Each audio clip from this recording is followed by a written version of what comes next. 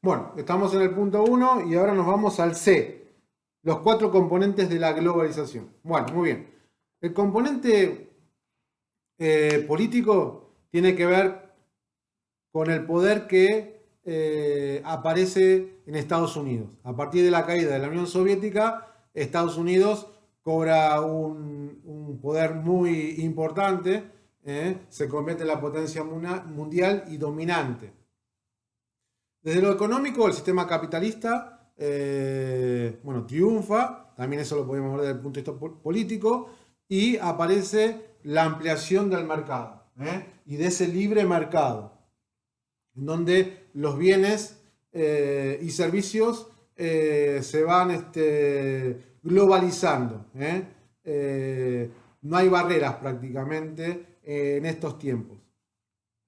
Esto es relativo, ¿no? Hay estados que, principalmente Estados Unidos, que plantea de abrir el mercado, ¿no? Y Estados Unidos hace todo lo contrario, se cierra, ¿eh? No permite el ingreso de bienes de otras partes del mundo. Y más ahora, esta guerra comercial entre China y Estados Unidos. Bueno, desde el punto de vista técnico, tiene que ver con los avances de las comunicaciones, ¿no? No solamente, a ver, Internet, no el tema de la tecnología, los celulares, sino también tiene que ver con el transporte, los barcos, esos inmensos barcos que llevan esas cajas muy grandes, los containers, en donde llevan los productos de un lado para el otro.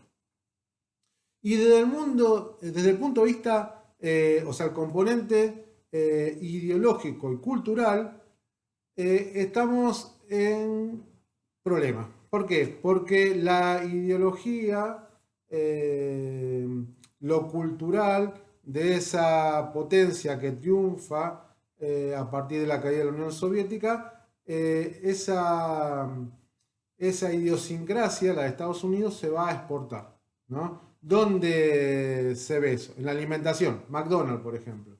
En los medios de comunicación, lo que Hollywood administra al mundo, en la vestimenta, en muchas reglas de la idiosincrasia de Estados Unidos que van a ser como dominantes. Bueno, esto tiene que ver entonces con los cuatro componentes de la globalización. Y por último, el Fordismo y el Toyotismo. Bueno, muy bien. Fordismo tiene que ver con Ford, con la fábrica de autos Ford. Muy bien. El trabajo en serie, a gran escala, en donde el trabajador siempre hacía lo mismo, a lo mejor tenía que ajustar no sé si vieron la película Tiempos Modernos de Chaplin, que está el trabajador siempre con las llaves ajustando unas tuercas, que bueno, nada, se vuelve loco. Bueno, el trabajador siempre está en la misma fase de la cadena productiva, ¿no? Y en el Fordismo lo que hay que resaltar que se da en tiempos en donde estaban las ideas keynesianas, en donde el Estado intervenía con las empresas, por ejemplo, en los sueldos. Intervenía, hacía la función regulaba, digamos, ¿no? Entonces, las condiciones de los trabajadores, si bien siempre fueron no fueron tan valoradas, en esa etapa el Estado tenía una importancia que el trabajador podía obtener derechos. Los derechos de los trabajadores se dan en esa etapa principalmente. Bueno, y otra cosa que no lo dice en el cuadro donde está el Fordismo y el Toyotismo, les voy a hacer fácil. A ver, ustedes si ven un auto de la década del 70 van a ver que tiene las mismas características durante 10 años. Por ejemplo, el Ford Falcon. Siempre fue el mismo auto, el Renault 12.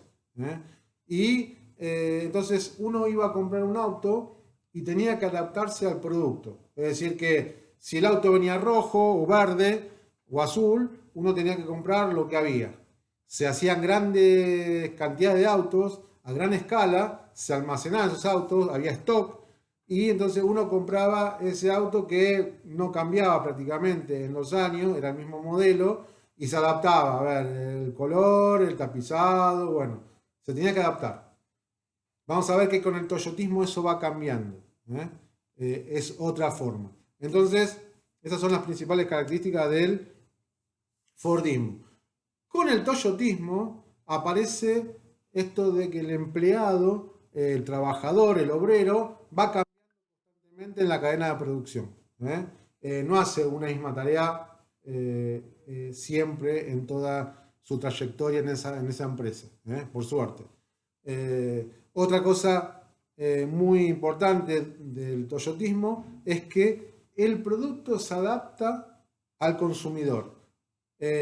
Por ejemplo, si yo me quiero comprar un auto, yo puedo elegir el color, el tapizado, las ruedas, bueno, muchas características del auto, o un celular.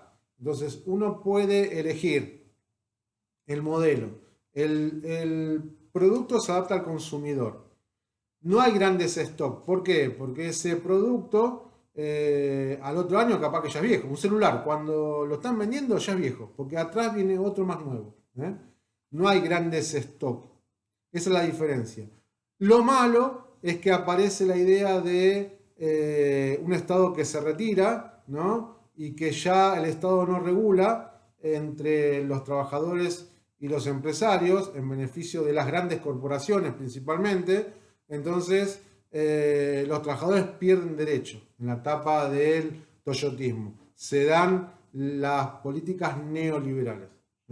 Esas son las grandes características del Fordismo y el toyotismo. Fordismo de Ford, toyotismo de Toyota.